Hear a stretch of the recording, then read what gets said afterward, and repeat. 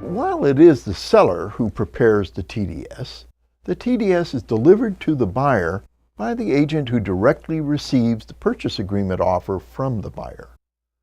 The failure of the seller or any of the agents involved to deliver the seller's TDS form will not invalidate the sales transaction after it is closed. However, the seller and the seller's broker are both liable for the actual monetary losses incurred by the buyer due to an undisclosed defect known to them. The TDS is handed to the buyer before a seller accepts a purchase agreement offer submitted by a buyer. If the TDS is delivered to the buyer after the seller enters into a purchase agreement, the delivery is untimely.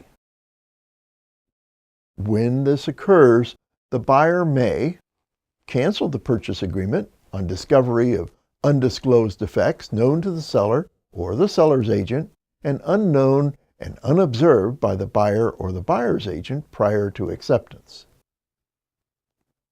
Make a demand on the seller to correct the defects or reduce the price accordingly before escrow closes.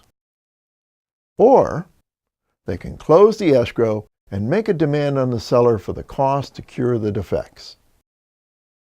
If the buyer elects to cancel the purchase agreement, the buyer's statutory cancellation rights run for 3 days following the day the TDS is actually handed to the buyer, or 5 days if delivered by mail.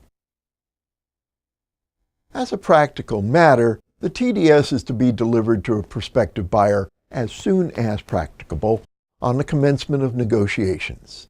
Let me repeat this conclusion as it makes the timing element easy and intuitive. Just do it as soon as possible. Avoid all these headaches for yourself and just disclose at the earliest possible moment.